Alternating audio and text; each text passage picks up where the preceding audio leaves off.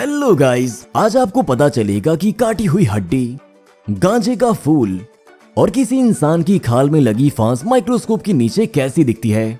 लगभग सभी इंसान के पैर होते हैं और लगभग सभी के पैर के बाल कम या ज्यादा होते हैं। और क्या आप जानते हैं कि खाल के नीचे से बाल कैसे निकलता है? ये ऐसे सीधे खाल से बाहर नहीं निकल आता। सबसे पहले ये खाल की सबसे ऊपरी परत के नीचे अंकुरित होता है और फिर एक छोटे गोले जैसा बन जाता है। और अब आपकी आंखों के सामने हम एक सुई की मदद से इस बाल को खाल से बाहर निकालने जा रहे हैं। इस तरह बहुत धीरे से। हमें यह भी ध्यान रखना है कि हम अपने पैर में छेद ना कर लें। और लीजिए, एक नन्हा सा नया बाल पैदा हो गया।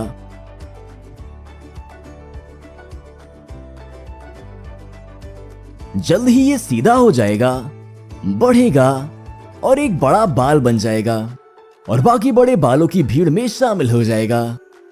हम में से काफी लोग किसी भी घाव पर रगड़ने के लिए घर में अपने पास आयोडीन रखते हैं। चलिए देखें कि इसमें कौन से राज छुपे हुए हैं। हमने एक स्टिक पर आयोडीन लगाया और इसे इस स्लाइड पर टपका दिया। कुछ ही सेकंड्स में ये पेड़ की 3 शाखाओं की तरह स्लाइड पर पिघलकर फैल गया, जैसे कि कोई जादू हो। बाकी का लिक्विड कुछ देर के लिए घूमा और 5 सेकंड के बाद एक जगह पर इकट्ठा हो गया। और अब देखिए आगे क्या होता है। देखा आपने, अचानक से स्लाइड पर अलग अलग शेप बन गए और आयोडीन कई साइज के क्रिस्टल्स में बदल गया।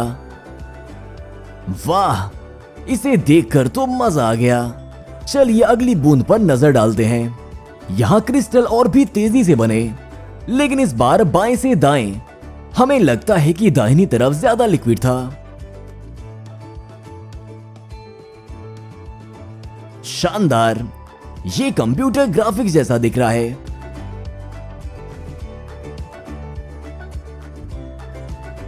पिछली बार हमने स्मार्टफोन की स्क्रीन दिखाई थी, लेकिन काफी लोगों ने मॉनिटर या लैपटॉप के पिक्सेल्स दिखाने को कहा था। तो हमारा लैपटॉप कहाँ है? जैसा कि आप देख सकते हैं, लैपटॉप के डिस्प्ले में भी एलईडी लाइट्स हैं। फर्क सिर्फ इतना है कि ये सेलफोन के मुकाबले बहुत बड़ी हैं, लेकिन ये सारी बराबर के रेक्टेंगुलर शेप की हैं। पता नहीं बनाने वाले इन्हें इतना सटीक कैसे रख पाते हैं। क्या वो इसके लिए चिमटी जैसी कोई चीज इस्तेमाल करते हैं? जब हम लकड़ी काट रहे थे, तब गलती से हमारी खाल में एक फांस घुस गई थी और हम इसे निकाल नहीं पा रहे थे। और फिर हमें याद आया कि हमारे पास एक माइक्रोस्कोप है, तो हो सकता है कि हमें उससे कोई मदद मिल जाए। हम इसे सुई से निकालेंगे। ये भी एक लाइफ हैक है।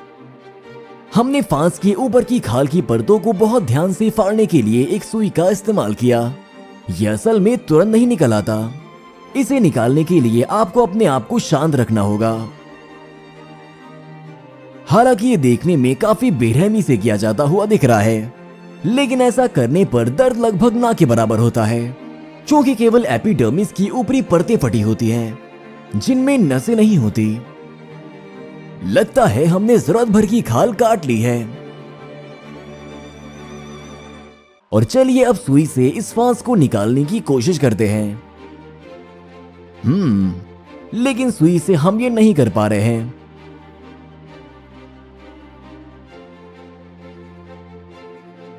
इसलिए हमने अब इस तरह के प्लास की मदद ली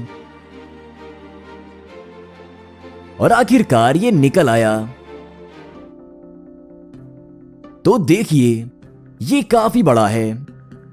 अगर हम इसे वहीं छोड़ देते तो खाल इसे अपने आप से बाहर ढकेल देती, लेकिन इसमें कुछ दिन लग जाते और हमें थोड़ी परेशानी भी होती। अब हमें घाव को कीटाणु रहित करना है। चलिए, तो ये हो गया। हमने आपको दिखाने के लिए एक जानवर की हड्डी ली है और अब हम माइक्रोस्कोप के नीचे इसका स्ट्रक्चर देखने जा रहे हैं। वैसे तो ये लगभग इंसानी हड्डी की जैसी ही होगी। ये कई छेदों और शाखाओं से मिलकर बनी है, जिससे एक हल्का लेकिन मजबूत स्ट्रक्चर तैयार है, जो सभी मांसपेशियों, अंगों और वसा के भंडार को ढोकर चलती है। अगर हड्डियों में ये कैविटी ना होती तो इंसान का वजन शायद बहुत ज्यादा होता। यहाँ हमारे पास एक पौधे का फूल है, जिसे हम आजकल उगा रहे हैं। पता है कौन सा? हाँ, ये हमारा तरबूज है।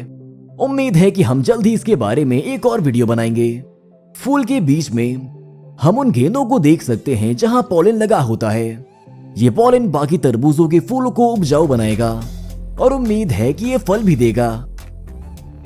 जब आप बीमार होते हैं या आपको सिर्फ सर्दी जुकाम होता है तो आपका शरीर आपके गले और नाक में बलगम बहाना शुरू कर देता है।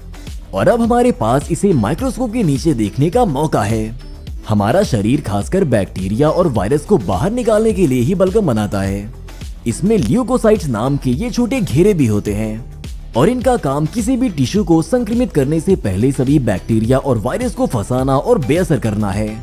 तो इस तरह ये आपके शरीर के चारों ओर घूमते हैं। ये हमलावरों से हमें बचाते हैं और आप इसके बारे में जानते भी नहीं। इस वक्त आपके शरीर में एक जंग चल रही है।